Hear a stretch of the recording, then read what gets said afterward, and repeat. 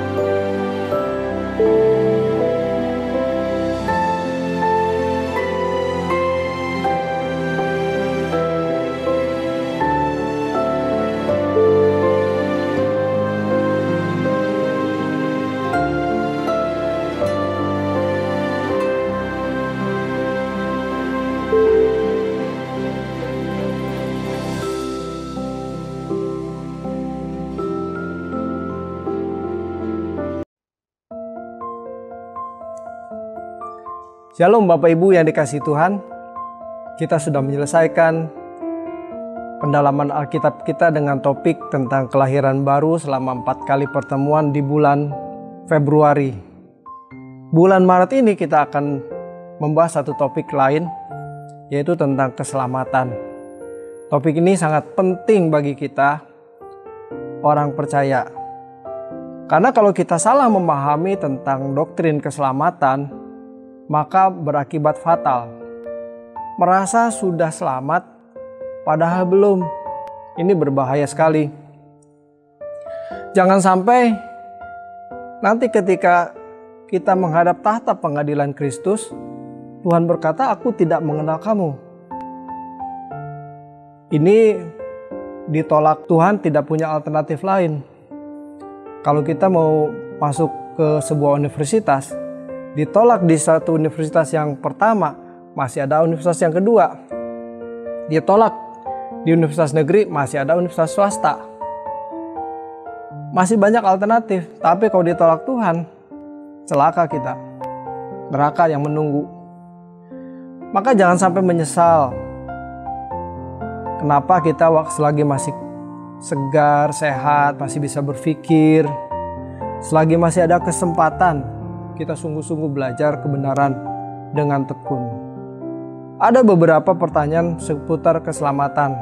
Antara lain, apakah dengan menjadi orang Kristen berarti jaminan masuk surga? Atau sudah dari kecil jadi Kristen, turunan keluarga sudah Kristen, apakah itu jaminan masuk surga? Bagaimana dengan prinsip sekali selamat tetap selamat?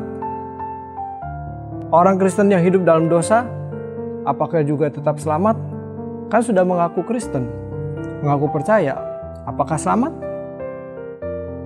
Kemudian pertanyaan lain, bagaimana dengan yang pindah agama? Kan sudah selamat, pindah agama, apakah tetap selamat?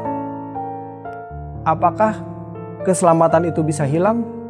Nah, seputar pertanyaan itu akan kita jawab, akan kita temukan jawabannya dalam 8 kali pertemuan di kelas pendalaman Alkitab Perdatam. Setiap hari Rabu jam 7 malam lewat Zoom. Kelas pendalaman Alkitab Perdatam setiap Rabu jam 7 malam. Saya tentu akan berkolaborasi dengan Bapak Pendeta James Ratupa untuk membawakan acara ini. Kami tunggu kehadirannya. Tuhan Yesus memberkati. Shalom semua saudara-saudara yang terkasih, Bapak Ibu dalam Tuhan Yesus. Puji Tuhan, di hari Minggu yang indah kita masih bisa berkesempatan memuji Tuhan. Mari kita bawa hidup kita ke hadapan Tuhan, ke hadapan Bapa kita. Bapa, tolong kami Bapa, agar kami bisa masuk ke dalam hadirat-Mu. Biar segala penghalang-penghalang pikiran-pikiran yang tidak berkenan tidak bisa menghalangi kami. Kami tinggalkan ya Tuhan. Kami menghadap-Mu ya Tuhan. Bawaku terbang tinggi ke dalam kemuliaan-Mu.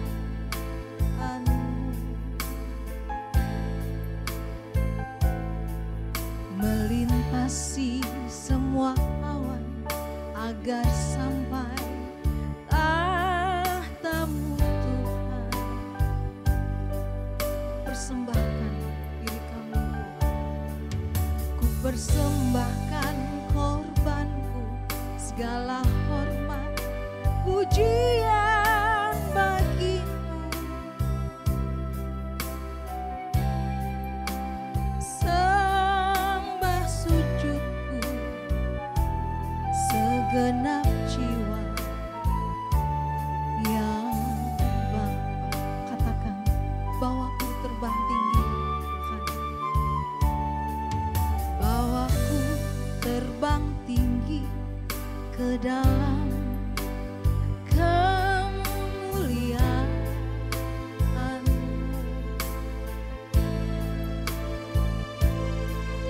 Melintasi semua awan agar sampai tahta-Mu Tuhan.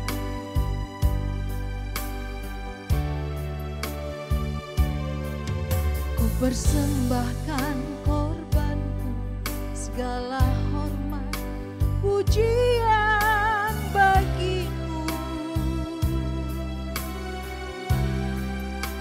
Sembah sujudku, segenap jiwa.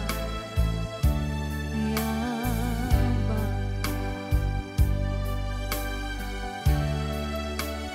Kau Maha besar, yang Maha tinggi. Semua makhluk angkat suara memuji.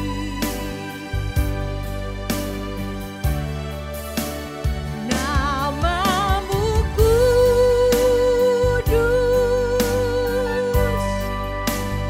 kudus, kuduslah.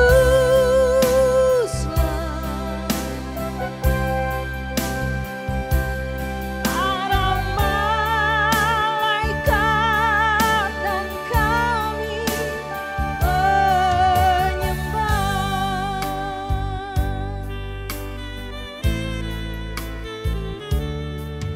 Bawaku terbang tinggi ke dalam kemuliaan-Mu. Melintasi semua awan agar sampai tahta-Mu Tuhan.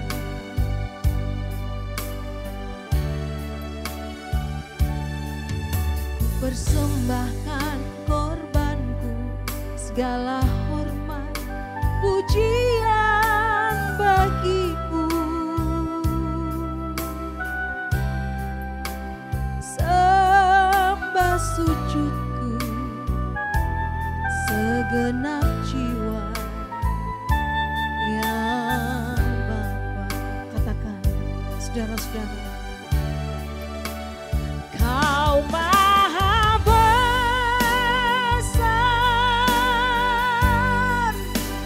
yang Maha tinggi. Semua makhluk angkat suara memuji.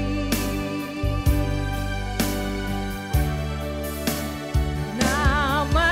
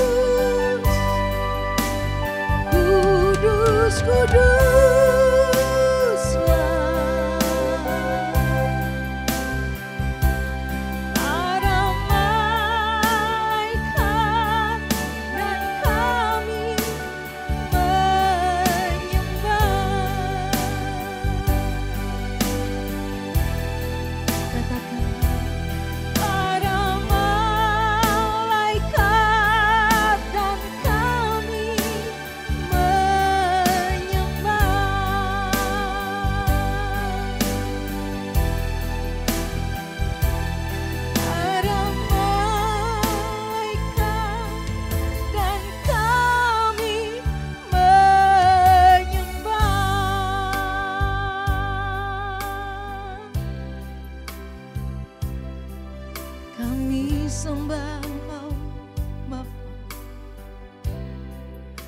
di tata kudus-Mu,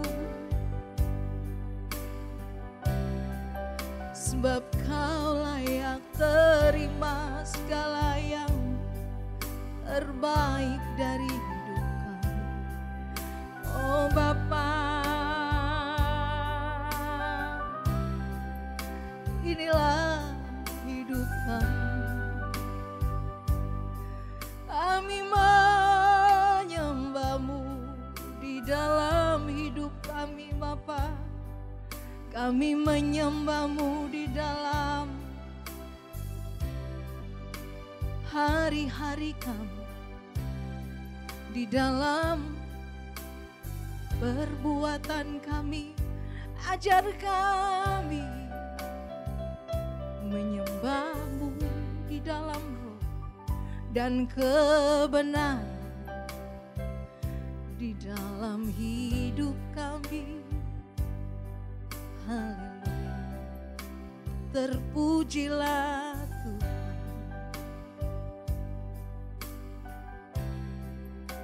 Terpujilah Tuhan. Terima kasih waktu ini Kau berikan. Saat ini kami berkumpul Tuhan, menyembah-Mu di tempat kami. Biarlah Engkau hadir.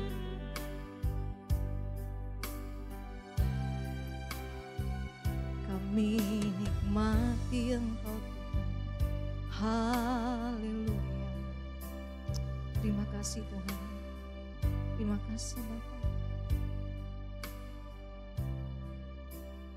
Setiap saat Tuhan adalah penyembahan Tuhan. Ajar kami Tuhan menyukakan hati-Mu. Lebih saat kami bersama-sama ini, di mana kami berkumpul, meski kami di tempat kami masing-masing. Kami bersekutu mau menyukakan hati Bapa. Terima kasih, biarlah Engkau berkenan atas puji-pujian kami. Di dalam nama Tuhan Yesus. Haleluya. Amin. Puji Tuhan. Kita sudah ditebus oleh Tuhan Yesus. Dan kita sudah menjadi miliknya Tuhan Yesus. Biar kita menjadi milik Tuhan Yesus selamanya. Kita mau katakan suka-suka-Mu Tuhan. Haleluya.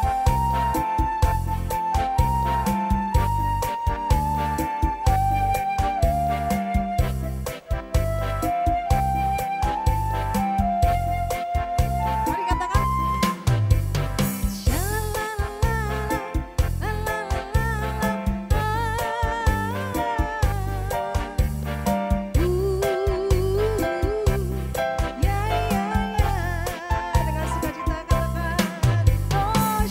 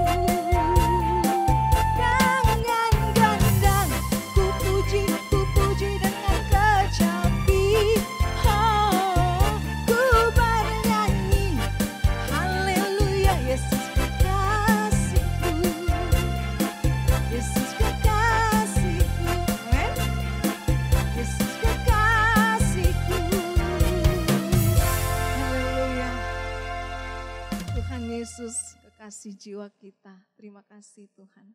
Ingatlah selalu akan namanya. Ingat selalu akan nama Yesus. Amin.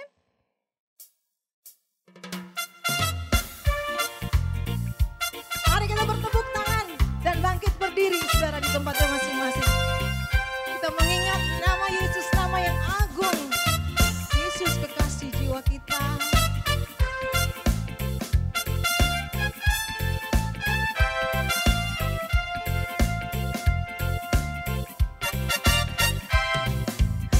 Ingat akan nama Yesus, kau yang susah dan sedih. Nama itu menghiburmu, mana saja kau pergi. Indahlah namanya, pengharapan dunia. Indahlah namanya, suka surga yang bakal. Katakan lagi, bawa nama Tuhan Yesus di dalam kehidupan kita. Bawa nama Tuhan Yesus, itulah perisaimu. Bila datang pencobaan, itu yang menolongmu. Haleluya, katakan indahlah namanya, pengharapan dunia. Indahlah namanya, suka surga yang bakal. Haleluya, ingat akan nama Yesus. Sungguh agung nama Tuhan Yesus, sungguh agung nama Yesus. Hati kita bergemar bila kita dirangkulnya, sukacita pun besar. Indahlah namanya, pengharapan dunia. Indahlah namanya, suka surga yang bakal. Indahlah namanya, pengharapan dunia. Indahlah namanya, suka surga yang bakal. Suka surga yang bakal.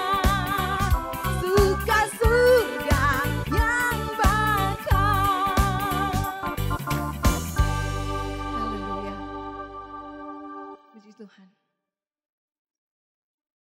Kita mau terus dipulihkan oleh kebenaran firman Tuhan. Kita mengangkat pujian ini dengan sungguh, pulihkan aku Tuhan dalam kisah hidupku ini. Agar hal itu saudara membawa kita semakin hari semakin didewasakan di dalam Tuhan. Ya Bapa, ini kerinduan kami Bapa, sungguh Tuhan. Tolong kami Tuhan,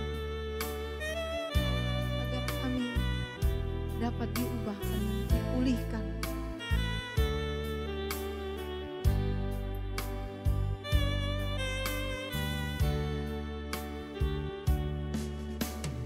Pulihkan aku Tuhan dalam sisa hidupku ini. Segarkan jiwaku selalu oleh kuasa firman dan Roh-Mu. Ubah hati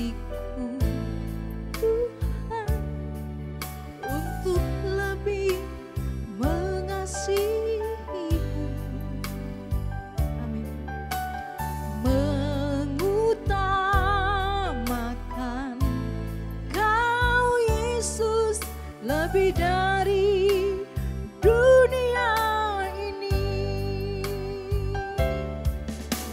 Yang ku ingini Engkau saja,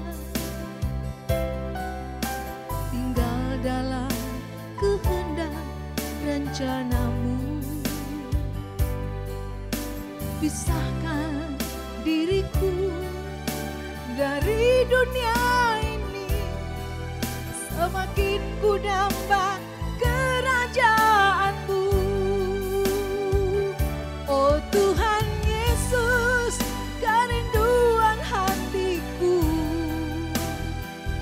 mutiara tak ternilai harta milikku. Keindahanmu memudarkan dunia, di mataku Engkau termulia. Kita katakan sekali lagi, pulihkan aku ya Tuhan. Pulihkan aku Tuhan, dalam sisa hidupku ini. Segarkan jiwaku selalu oleh kuasa firman dan Roh-Mu. Ubah hatiku Tuhan, untuk lebih mengasihi-Mu, mengutamakan Kau Yesus lebih dari dunia ini. Yang ku ingini Engkau saja, tinggal dalam kehendak rencanamu. Pisahkan diriku dari dunia ini, semakin ku damba kerajaanmu. Oh Tuhan Yesus, saya serahkan waktu selanjutnya pada hamba-Mu. Mutiara tak ternilai harta milikku, keindahan-Mu memudarkan dunia, Di mataku Engkau termulia. Oh Tuhan Yesus, oh Tuhan Yesus, kerinduan hatiku, mutiara tak ternilai harta milikku. keindahan-Mu memudarkan dunia, Di mataku Engkau termulia. Di mataku Engkau di termulia. mataku Engkau termulia, Di mataku, di mataku Engkau termulia.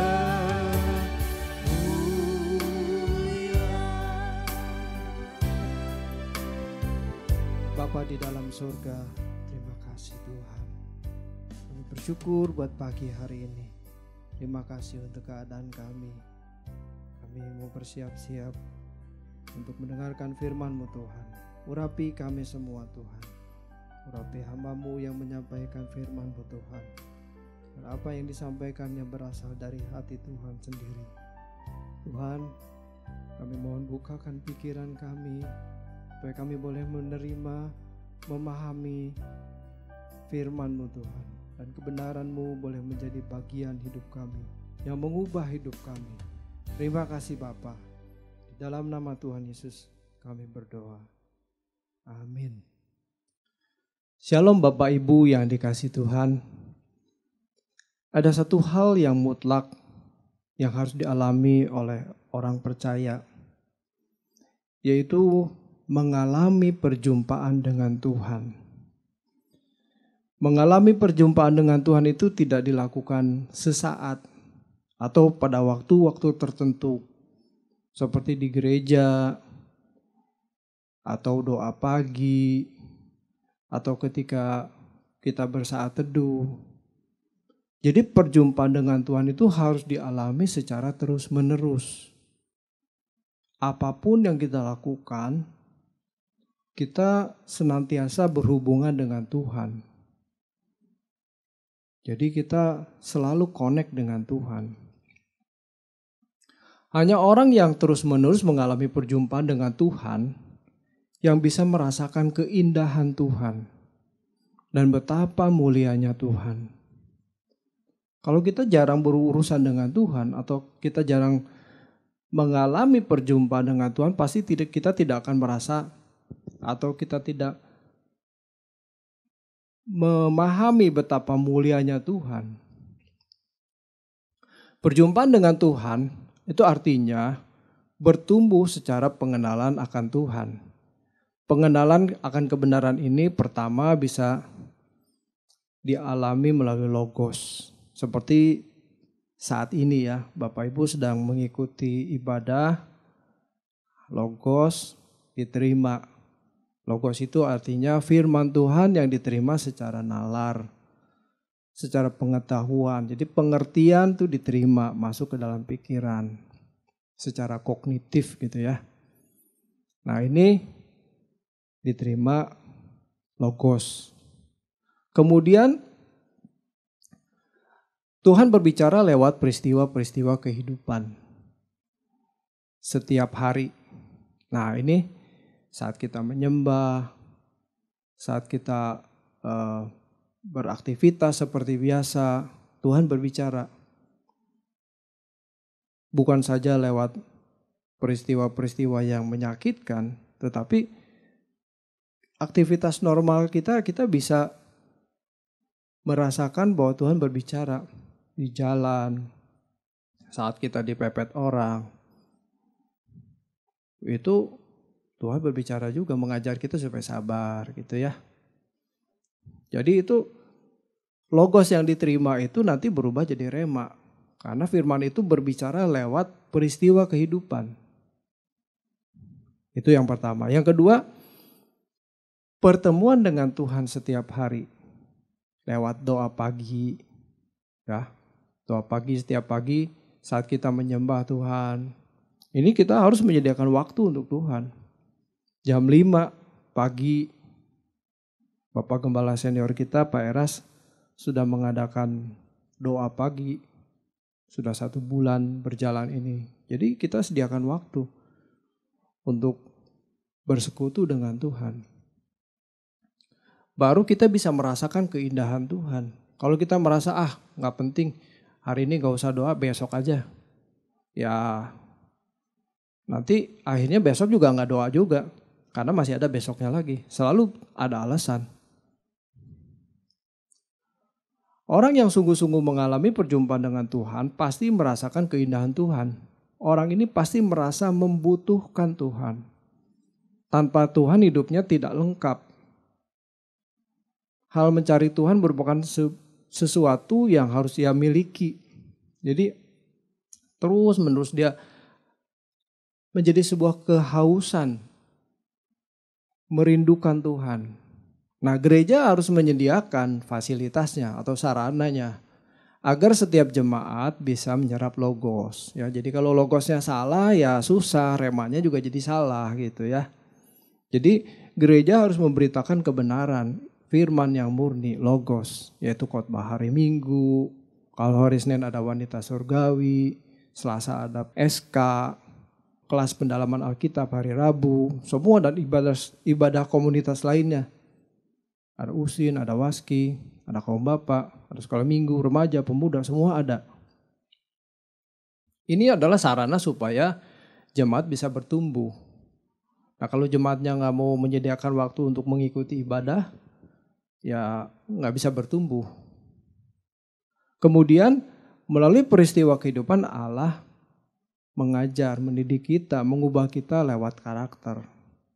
Jadi doa setiap pagi minimal 1 jam tidak lagi merupakan sebuah kewajiban, tetapi merupakan sebuah kehausan, kebutuhan, kerinduan akan Allah. Seperti rusa yang merindukan air, demikianlah jiwaku merindukan Engkau ya Allah. Begitu pemazmur berkata. Tuhanlah objek penyembahan kita. Tuhan yang terutama di dalam hidup kita. Bagaimana kita bisa mengaplikasikan prinsip ini di dalam kehidupan kita sehari-hari. Kalau kita mengatakan ku sembah Kau Tuhan. Apa artinya ku sembah Kau? Kita tidak bisa menganggap kalimat ini berlalu begitu saja. Setelah kita selesai menyanyikan lagu ini terus kita nggak ada dampaknya dalam hidup kita. Ini berarti sebuah pelecehan. Ku sembah Kau itu berarti menyembah itu memberi nilai tinggi atau tidak ada yang lebih bernilai dalam hidup ini selain Tuhan. Ya. Kalau ada sesuatu yang kita anggap lebih penting atau lebih bernilai dari Tuhan, berarti kita sedang menyembah berhala. Karena menganggap sesuatu yang lain selain Tuhan itu lebih penting, lebih bernilai. Bukan saya kan gak menyembah patung. Nanti dulu. Menyembah berhala itu jangan diartikan secara sempit. Seperti kita pergi ke dukun, minta kekayaan, minta naik jabatan, minta kesembuhan. Atau kita pergi ke Gunung Kawi, minta kekayaan gitu ya. Minta jodoh. Bukan itu. Kalau itu udah pasti. Itu dalam arti sempit menyembah itu. Tetapi kalau kita menyembah iblis itu berarti memberi nilai tinggi sesuatu yang bukan Tuhan. Itu sudah menyembah berhala. Coba kita baca dulu ya di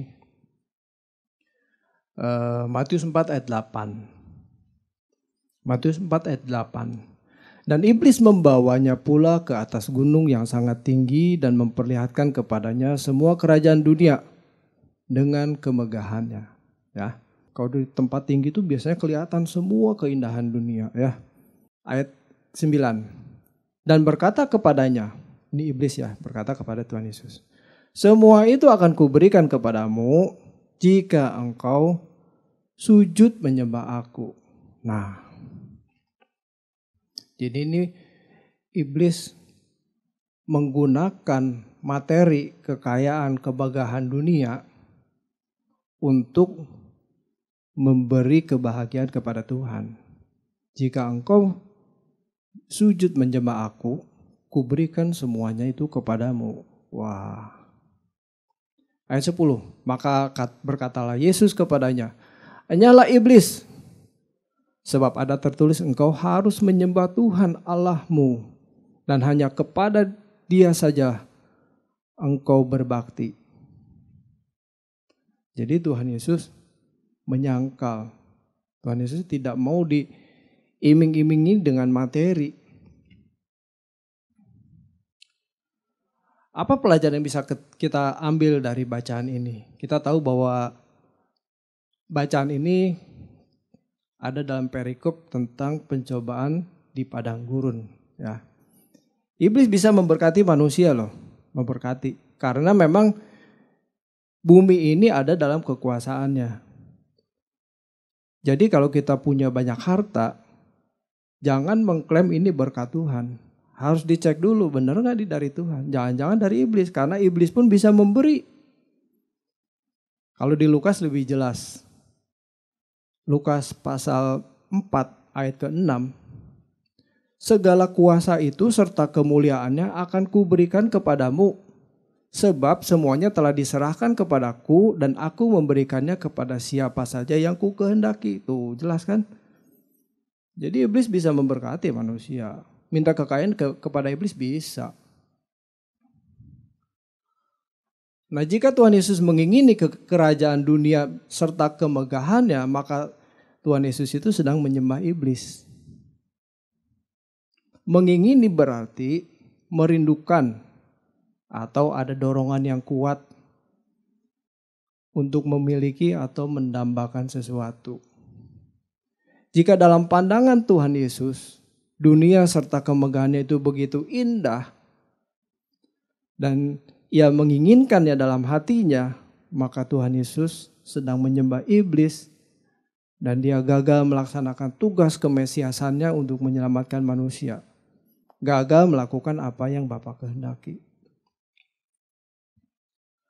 Tapi kita lihat apa reaksi Tuhan Yesus ketika iblis menawarkan keindahan dunia. Ia berkata, engkau harus menyembah Tuhan Allahmu dan hanya kepada Dia saja engkau berbakti.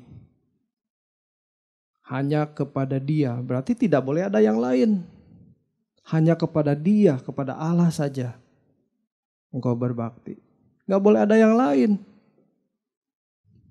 Kalau kita punya banyak kesenangan, banyak punya hobi, kita punya kebahagiaan lain di bumi ini selain Tuhan, itu kita sudah menyembah iblis. Tuhan Yesus sendiri berkata hanya kepada Dia saja engkau berbakti. Nah sekarang saya mau membahas kata menyembah. Kata menyembah di situ berasal dari kata proskuneo. Sering ya, kata ini sering saya sebut, sering Pak Era sebut. Menyembah itu bukan sebuah kegiatan kita tunduk begitu ya, atau kita mengangkat tangan begitu, bukan sekedar itu arti sempit ya. Menyembah itu memberi nilai tinggi, sesuatu yang kita pandang indah sehingga kita menginginkannya dalam hati dan kita terikat kepadanya. Itu kita sudah menyembah objek yang disembah itu. Jadi kalau kita punya kebahagiaan lain selain Tuhan, kita sedang menyembah objek itu. Wah, luar biasa ya. Jadi kita jangan pikir, oh kita sedang menyembah Tuhan, nanti setelah itu kita pulang ya sudah tidak menyembah lagi. Ya nggak bisa. Menyembah itu sebuah kegiatan, sebuah sikap hati yang menghormati Tuhan, sikap hati yang memberi nilai tinggi akan Tuhan dan tidak ada yang lain selain itu. Sekarang saya mau bahas lebih detail lagi tentang proskuneo. Ini ada mutiara-mutiara yang indah juga Bapak Ibu yang saya mau sampaikan. Matius 4 ayat 9 yang iblis katakan, semua itu akan kuberikan kepadamu jika engkau sujud menyembah aku. Ya. Kata menyembah di situ yang iblis katakan itu menggunakan tensisnya auris. Tentu saya tidak akan mengajarkan tata bahasa Yunani, tapi saya akan menjelaskan apa yang dimaksud dengan kalau kata kerja menggunakan tensisnya auris. Ya. Kata proskuneo itu kan kata dasarnya, stem verb. Iblis menggunakan tensis auris itu artinya iblis hanya menuntut penyembahan sekali untuk selamanya. Jadi ketika kita menyembah iblis, itu sekali untuk selamanya. Ya, menyembah. Proskuneses. Jadi kalau Bapak Ibu bisa ngakses atau di Alkitab gadgetnya itu ada bahasa Alkitab bahasa Yunaninya, coba lihat periksa. Digunakan kata proskuneses. Kemudian Tuhan Yesus menjawab, "Nyala iblis sebab ada tertulis engkau harus menyembah Tuhan Allahmu." Nah kata menyembah yang digunakan Tuhan Yesus itu beda, bukan proskuneses. Yang digunakan adalah proskuneses. Proskuneses. Tensisnya beda. Ini future tense, yang tadi aorist tense, yang ini future tense. Artinya juga jadi beda. Ini menunjukkan sebuah kegiatan yang terus-menerus dilakukan. Ya, jadi kata menyembah itu bukan sesaat saja, sekali saja, bukan. Tetapi sebuah sikap hati yang dilakukan terus-menerus sepanjang umur hidup kita. Jadi yang Tuhan Yesus ajarkan adalah bahwa penyembahan yang seharusnya dilakukan adalah tindakan terus-menerus yang keluar dari sikap hati yang memberi nilai tinggi akan Tuhan. Sehingga merupakan gaya hidup. Bukan sekali peristiwa saja. Saya ulangi ya kalimatnya ya, supaya nempel. Yang diajarkan Tuhan Yesus adalah bahwa penyembahan yang seharusnya dilakukan adalah tindakan terus-menerus yang keluar dari sikap batin, sikap hati yang memberi nilai tinggi akan Tuhan sehingga merupakan gaya hidup. Nangkep ya Bapak Ibu ya. Dalam ibadah tentu kita sering mendengar kata mari kita sembah Tuhan begitu ya. WL atau para pembicara angkat tangan lalu bermazmur dan seterusnya begitu. Menyembah adalah sebuah sikap hati yang tunduk, yang hormat, yang takut akan Tuhan. Jadi sikap hati ini tentu bukan perbuatan sesaat ya. Seperti saya tadi jelaskan tentang proskuneses dan proskuneseis tadi. Yang harus kita lakukan seperti yang Tuhan Yesus katakan, menyembah itu proskuneseis. Dengan sikap hati dilakukan terus-menerus. Ini adalah ekspresi dari perwujudan sikap kita terhadap Tuhan yang menghormati Tuhan. Jika kita tidak melakukan seperti yang Allah kehendaki, maka kita tidak menghormati Tuhan. Jadi jangan merasa sudah menyembah ketika di gereja kita mengangkat tangan, menyanyikan lagu ku sembah kau, Tuhan ku sembah kau, Tuhan. Belum tentu. Malah itu bisa menjadi sebuah sikap yang melecehkan Tuhan ketika hidup hari-hari kita tidak memiliki sikap menghormati Tuhan. Seharusnya kita bisa mengaplikasikan sikap menyembah Tuhan itu dalam setiap peristiwa kehidupan kita. Dengan perbuatan, setiap ucapan, semua yang ku renungkan dan pikirkan, ruang ibadahku di setiap langkahku, dimanapun ku berada menyembah Bapa.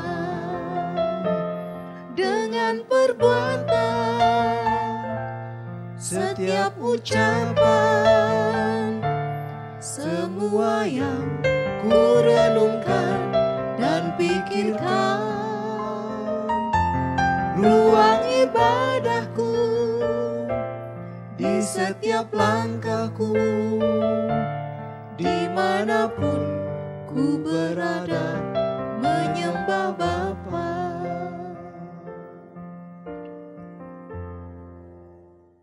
Jadi bagaimana dengan hidup kita sehari-hari? Apakah langkah hidup kita sesuai dengan apa yang kita ucapkan dalam ibadah kepada Tuhan? Apakah kita mencerminkan sikap hormat kepada Bapa di surga?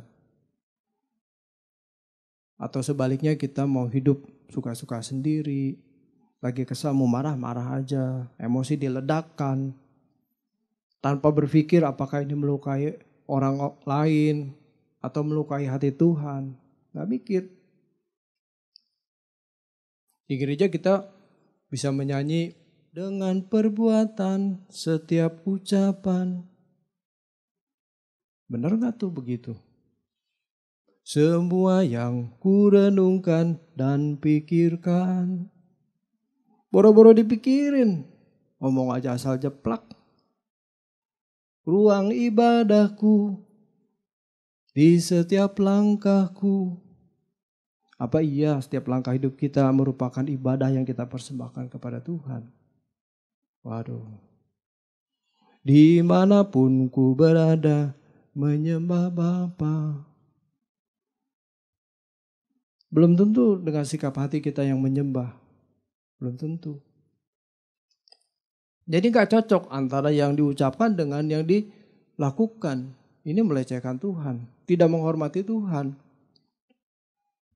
Dipikirnya dengan menyajikan lagu pujian dan penyembahan di gereja tuh Tuhan bisa disenangkan. Itu menipu Tuhan dan Tuhan tidak bisa ditipu. Tuhan kan lihat hati kita. Allah Bapa menginginkan kita berubah, memiliki sikap yang hormat dan takut akan Tuhan.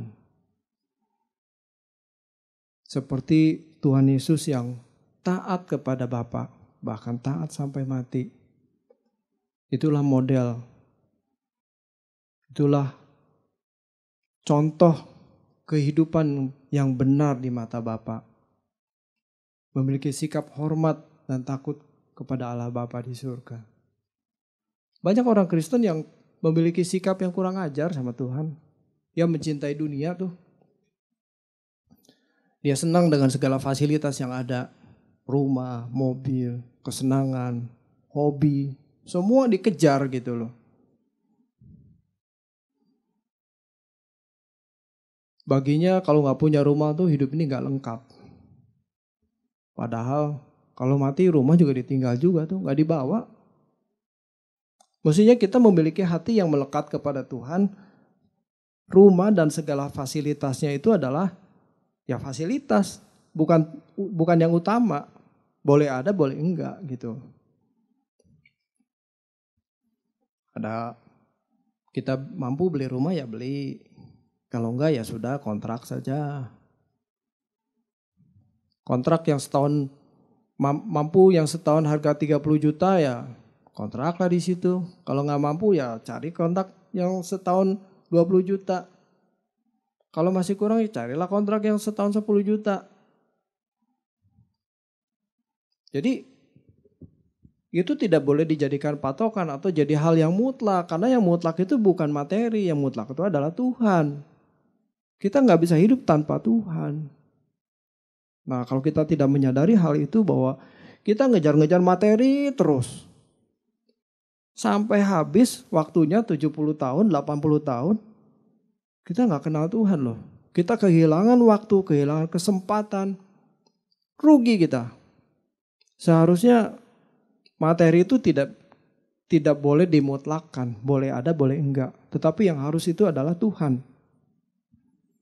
Jadi kita mencari Tuhan sungguh-sungguh. Kita punya rumah, syukur. Enggak juga enggak apa-apa kok. Rumah kita bukan di bumi kok. Dunia bukan rumahku, hanya sementara. Tempatku tetap di sana, di rumah Bapa. Langit dan bumi yang baru, negeri yang ku tuju, akhir perjalanan kembara hidupku. Dunia bukan rumahku. Dunia bukan rumahku, hanya sementara. Tempatku tetap di sana, di rumah Bapa. Langit dan bumi yang baru, negeri yang ku tuju, akhir perjalanan kembara hidupku.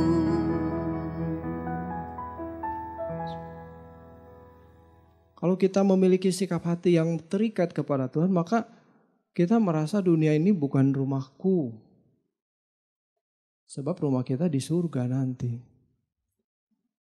Bapak Ibu, kalau saya mengatakan ini bukan berarti bahwa hidup kita jadi pesimis ya. Jadi malas-malesan. Tidak, justru enggak. Justru kita harus memaksimalkan potensi, cari uang sebanyak-banyaknya untuk kemuliaan Tuhan. Bukan untuk memenuhi keinginan daging kita, memuaskan ambisi pribadi. Bukan itu. Tetap kita harus cari uang, harus giat, jujur, tanggung jawab. Supaya itu kita bisa memuliakan Tuhan. Kalau enggak ya males-malesan, gak ada kerjaan, nganggur. Tuhan pakailah aku menjadi alatmu. Tuhan bingung makainya di atas. Aduh nih orang malas-malas begini, aku gimana makainya? Nah, benar gak Bapak Ibu?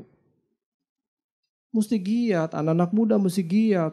kerja yang baik, yang jujur. Saya pun sampai hari ini masih kerja cari uang.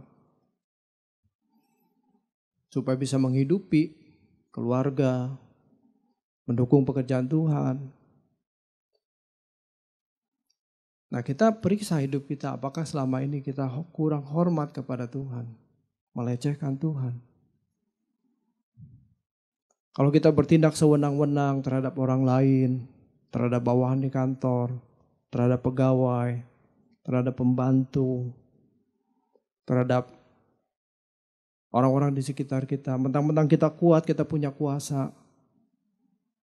Wah, ini sikap yang tidak menghormati Tuhan. Memang kita belum sempurna Bapak Ibu, tetapi kita harus berjuang. Jangan mentang-mentang, oh manusia kan penuh dosa, penuh kelemahan. Terus gak mau berjuang. Tuhan Yesus bilang, berjuanglah melalui pintu yang sempit. Yang berjuang aja belum tentu dapat, apalagi gak berjuang. Aduh, kalau Paulus bilang, sebab itu aku berusaha supaya aku berkenan. 2 Korintus 5 ayat 9 dan 10. Sebab itu aku berusaha itu piloti meomai. Piloti meomai itu berusaha dengan ambisi yang tinggi. Berjuang dengan ambisi tinggi supaya bisa mencapai apa yang ditarget, yang ingin dicapainya. Berkenan. Menyenangkan hati Tuhan. Periksa hidup kita Bapak Ibu. Apakah selama ini kita tidak menghormati Tuhan? Dengan kita masih menyembunyikan kesalahan, dosa di hadapan Tuhan. Periksa. Jangan sampai sudah kita menutup mata, ternyata kita masih menyimpan dosa. Menyimpan kesalahan sekecil apapun di mata Tuhan, tetap itu adalah kekejian.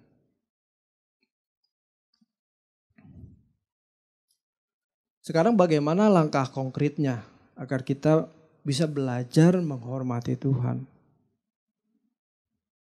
Pertama, menghayati kehadiran Allah setiap saat dan dimanapun.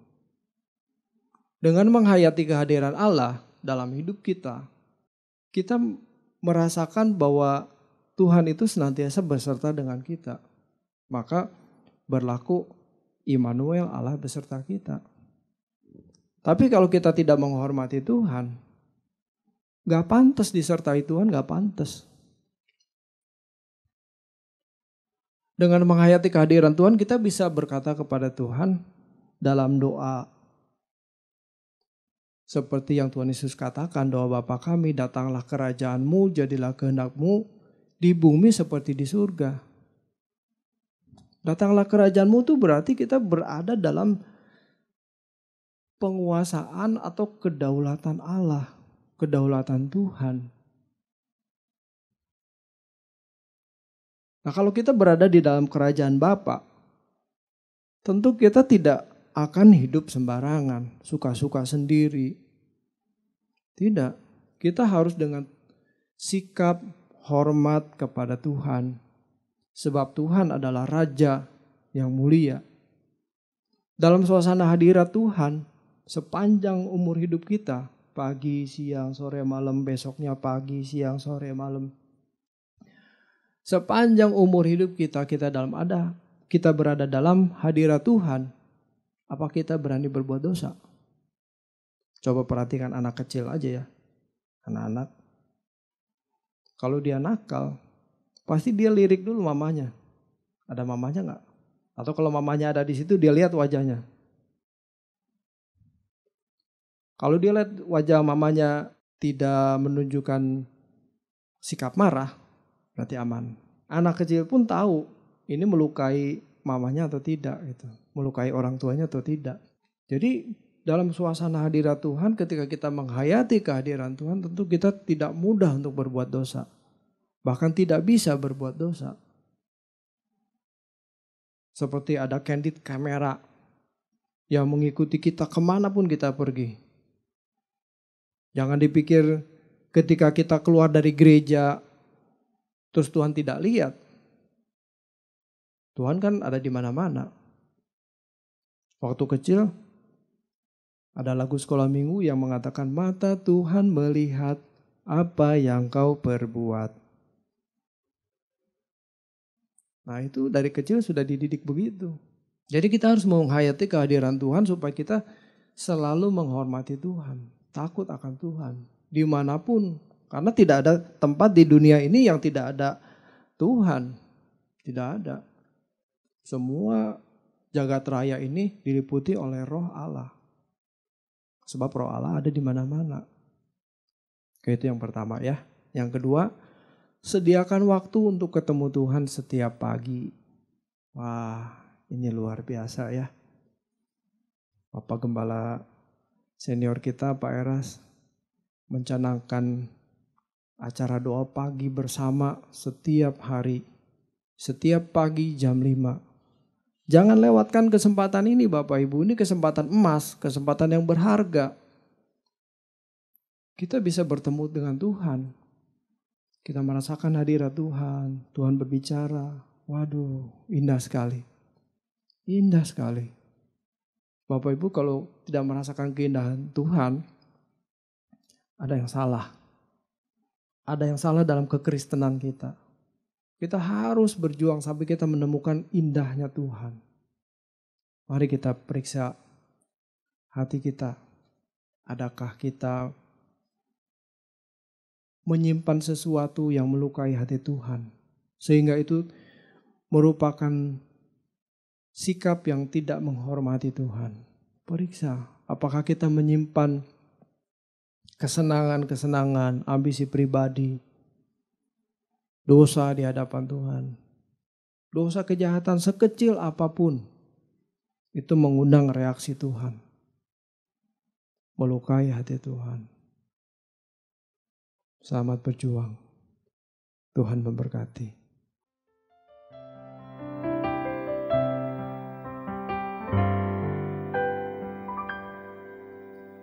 Berikanku hati takut akan dirimu, dengan sikap hormatku kepadamu Bapa.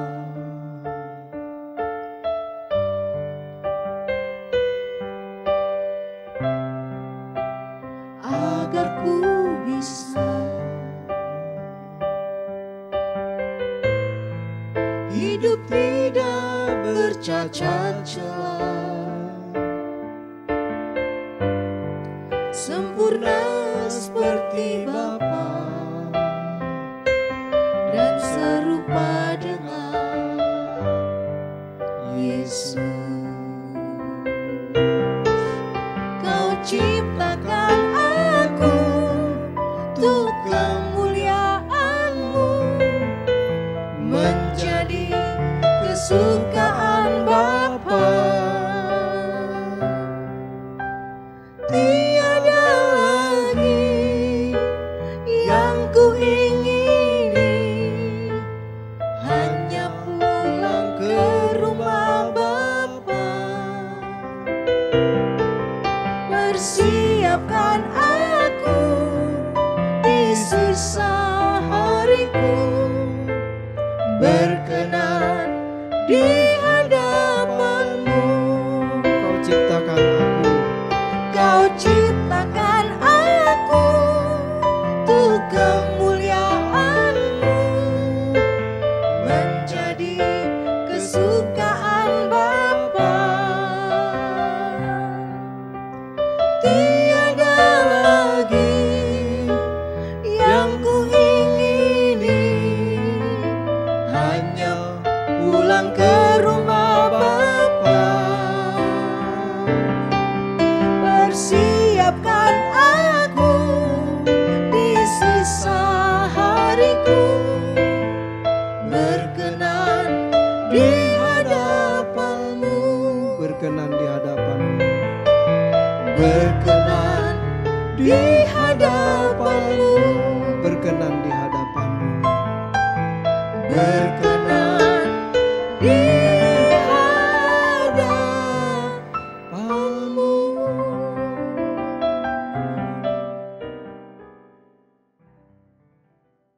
Mari kita tundukkan kepala. Bapa di surga, kami bersyukur buat firman-Mu yang mengajarkan bagaimana kami memilih sikap hati yang menyembah, yang menghormati Tuhan. Sikap hati yang takut dan hormat akan Tuhan.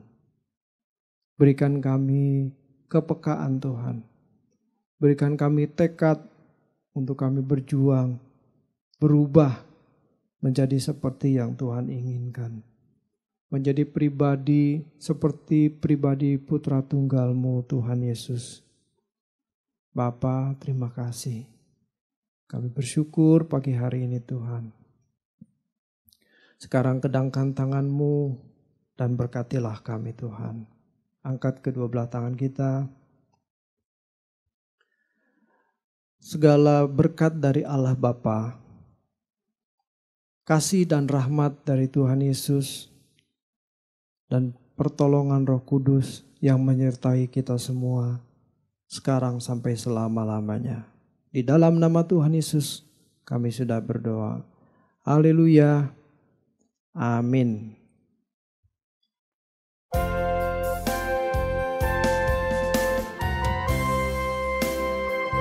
Sebab hanya Engkaulah yang empunya kuasa, kerajaan, kemuliaan, biar semua yang hidup yang telah Kau ciptakan mengagungkan, memuliakan nama-Mu.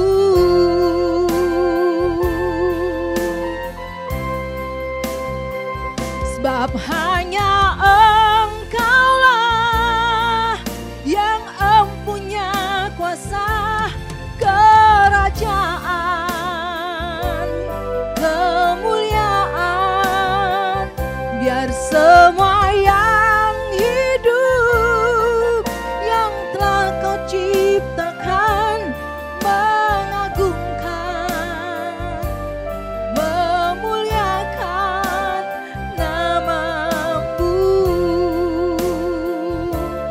mengagungkan, memuliakan nama-Mu, mengagungkan, memuliakan nama-Mu.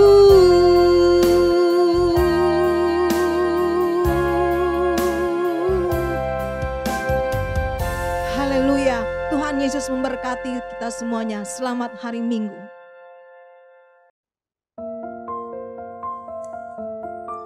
Shalom Bapak Ibu yang dikasihi Tuhan. Kita sudah menyelesaikan pendalaman Alkitab kita dengan topik tentang kelahiran baru selama 4 kali pertemuan di bulan Februari. Bulan Maret ini kita akan membahas satu topik lain, yaitu tentang keselamatan. Topik ini sangat penting bagi kita, orang percaya. Karena kalau kita salah memahami tentang doktrin keselamatan, maka berakibat fatal. Merasa sudah selamat, padahal belum. Ini berbahaya sekali. Jangan sampai nanti ketika kita menghadap tahta pengadilan Kristus, Tuhan berkata, "Aku tidak mengenal kamu."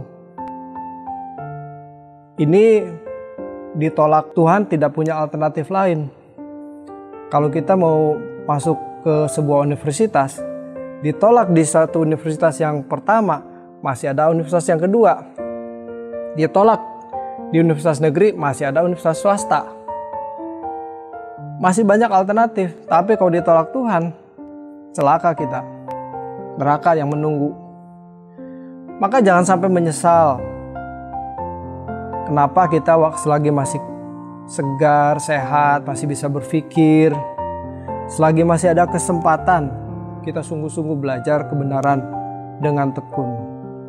Ada beberapa pertanyaan seputar keselamatan. Antara lain, apakah dengan menjadi orang Kristen berarti jaminan masuk surga? atau sudah dari kecil jadi Kristen, turunan keluarga sudah Kristen. Apakah itu jaminan masuk surga? Bagaimana dengan prinsip sekali selamat tetap selamat? Orang Kristen yang hidup dalam dosa, apakah juga tetap selamat? Kan sudah mengaku Kristen, mengaku percaya, apakah selamat? Kemudian pertanyaan lain, bagaimana dengan yang pindah agama? Kan sudah selamat, pindah agama, apakah tetap selamat? Apakah keselamatan itu bisa hilang? Nah, seputar pertanyaan itu akan kita jawab, akan kita temukan jawabannya dalam 8 kali pertemuan di kelas pendalaman Alkitab Perdatam. Setiap hari Rabu jam 7 malam lewat Zoom. Kelas pendalaman Alkitab Perdatam setiap Rabu jam 7 malam. Saya tentu akan berkolaborasi dengan Bapak Pendeta James Ratupa untuk membawakan acara ini. Kami tunggu kehadirannya. Tuhan Yesus memberkati.